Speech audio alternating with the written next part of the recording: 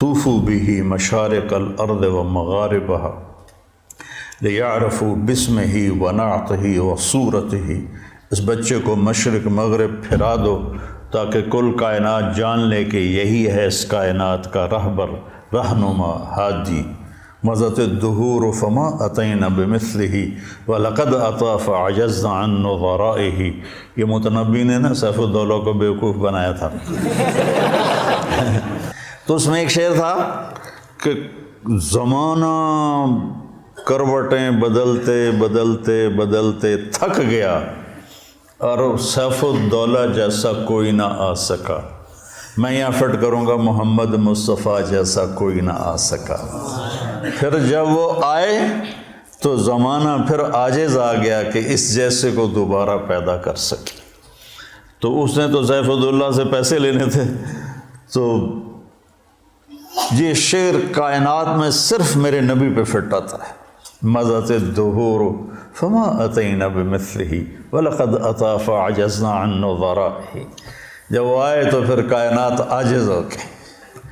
عجزت النساء ان یلدن مثل محمد بن عبد اللہ بن عبد المطلب بن ہاشم بن عبد مناف بن قصی بن کلاب بن مرہ بن کعب بن لبی بن غالب بن فہر بن مالک بن نضر بن کنانہ بن خزیمہ بن مدرکہ بن الیاس بن مدر بن نزار بن معد بن عدنان بن اود بن حمیسہ بن سلامان بن عوس بن بوز بن کموال بن ابی بن عوام بن ناشد بن حذا بن بلداس بن یدلاف بن طابق بن جاہم بن ناحش بن ماخی بن عیفی بن عبقر بن الدعاء بن حمدان بن سنبر بن یثربی بن یحزن بن یلحن بن عروہ بن عیدی بن ذیشان بن عیسر بن اقناد بن ایہام بن مقصر بن ناحث بن زارح بن سمی بن مزی بن عوض بن عرام بن کیدار بن اسماعیل بن ابراہیم بن آذر بن ناعور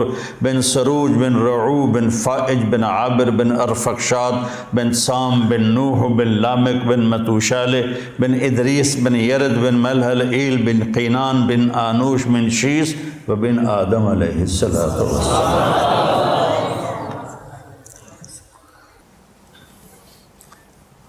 ہم سے پہلے تھا عجب تیرے جہاں کا منظر، کہیں معبود تھے پتھر کہیں مسجود شجر، کیوں ضیاء کار بنوں سود فراموش رہوں، فکر فردا نہ کروں محو غم دوش رہوں، نالے بلبل کے سنوں ہماتن گوش رہوں، ہم نوا میں بھی کوئی گل ہوں کہ خاموش رہوں۔ ہمارے نبی پاک صلی اللہ علیہ وسلم کو اللہ نے سارے عالم کے لیے بھیجا، سارے انسانوں کے لیے بھیجا، سارے جنات کے لیے بھیجا، جانوروں چرند پرند کے لیے بھیجا۔ آپ کی چھوٹی سی عمر تھی، پتھر کے پاس سے گزرتے تھے، آواز آتی السلام علیکہ یا رسول اللہ۔ آپ درخت کے پاس سے گزرتے تھے، آواز آتی السلام علیکہ یا رسول اللہ۔ عرب کے تاجروں کا قافلہ شام جا رہا تھا تو وہ زرقا میں اترا۔ زرقا بہت بڑا شہر ہے، وہاں ایک راہب رہتا تھا بحیرہ۔ اس کی نظر پڑی آپ پر، حضرت ابو طالب ان کو ساتھ لے کر گئے تھے، تو کہنے لگا تمہارے قافلے کا سردار کون ہے؟ انہوں نے کہا یہ ابو طالب۔ کہا تمہاری کل دعوت ہے۔ کہا تم نے پہلے تو آج تک نہیں کی، ہم یہاں سے گزرتے ہیں، کا ایک کام ہے۔ اگلے دن اس نے درخت کے نیچے سب بیٹھ گئے، کھانے کا انتظام۔ اس نے ایسے طائرانہ نظر ڈالی تو آپ نظر نہیں آئے۔ کہنے لگا سارے موجود ہیں؟ کہا نہیں، ایک بچہ ہے وہ اونٹ چرانے گیا ہوا ہے۔ تو کہنے لگا اسی کی خاطر تو تنوں کھوا رہے ہیں، تو تنوں کہیں پوچھنا ہے، بلاؤ اسے۔ اب آپ کو بلایا گیا۔ جیسے اب یہ ہال بھر جائے تو برآمدے میں سامعین بیٹھ جائیں گے، تو آپ تشریف لائے تو چھاؤں ساری لوگوں نے بیٹھ کے کور کر دی تھی، تو دھوپ تھی، تو آپ نے پہلے یوں ایسے کر کے دیکھا تو چھاؤں بیٹھنے کی جگہ نہیں تھی، آپ دھوپ میں بیٹھ گئے۔ جو ہی آپ دھوپ میں بیٹھے، چند شاخوں نے تیزی سے اوپر آ کر آپ پہ سایہ کر لیا۔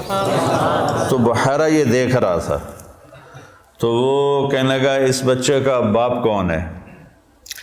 ابو طالب فرمانے لگے میں ہوں۔ کہا جھوٹ بولتے ہو، اس کا باپ مر چکا ہے۔ کہنے لگے ہاں وہ میرا بھائی تھا لیکن یہ مجھے اپنے بچوں سے زیادہ محبوب ہے۔ تو اس نے اسے آپ کی آنکھوں کو دیکھا، اس میں سرخ ڈورے تھے، کہا یہ سرخ لکیریں اس کے آنکھوں میں مستقل ہیں یا سفر کی وجہ سے؟ کہا نہیں مستقل ہیں۔